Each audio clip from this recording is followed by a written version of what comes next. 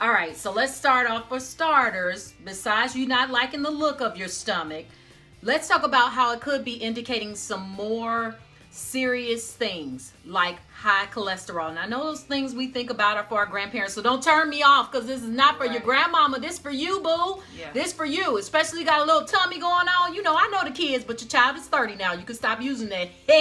Okay, but for real, let's talk high cholesterol. Y'all listen up. All right, Jen, so why is cholesterol even important in the body? It's important because if you have too much cholesterol, then over time, that's when you start having more problems. And your body automatically makes cholesterol, so you don't want to eat foods or do things that make more. Okay, so we already have cholesterol in the body.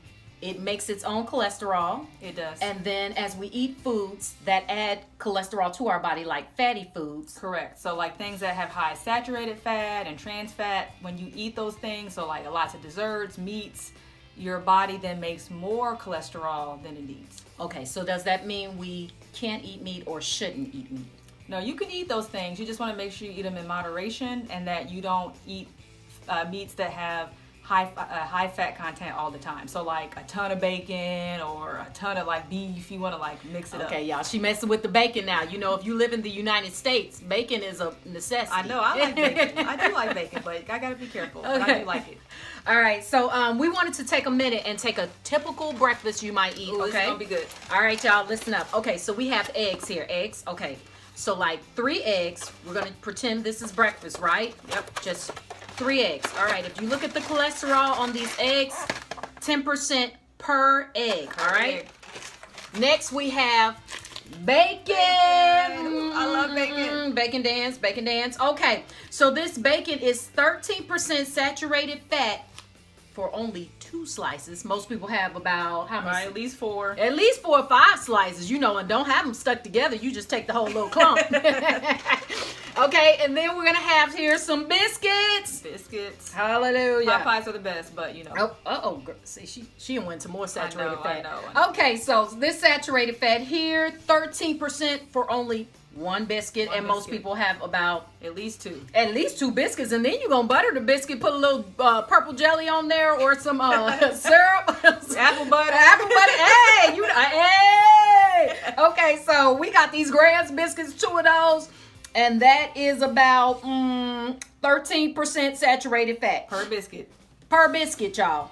Now we add all that up: the bacon, the biscuits, and our 3 eggs. And we are already over 100% of our cholesterol intake of saturated fat for the day. You're done at breakfast. Y'all, we ain't even had no drinks yet.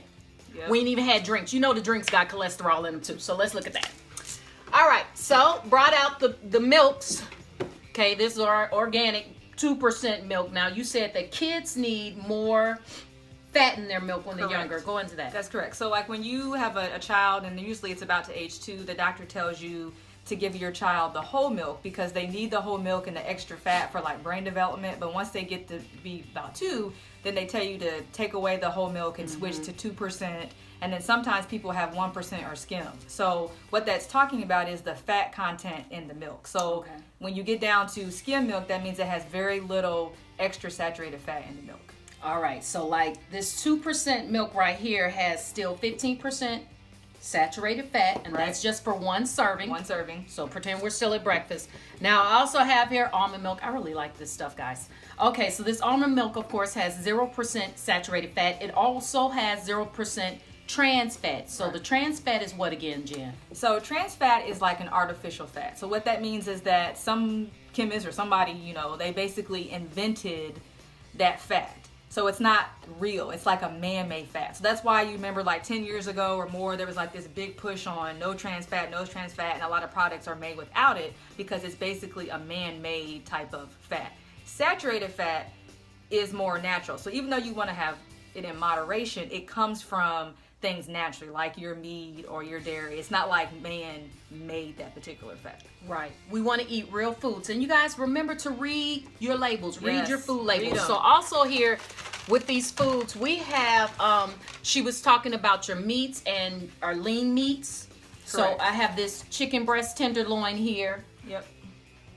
And this actually has no saturated fat in it, which I was shocked because most meats do. Correct.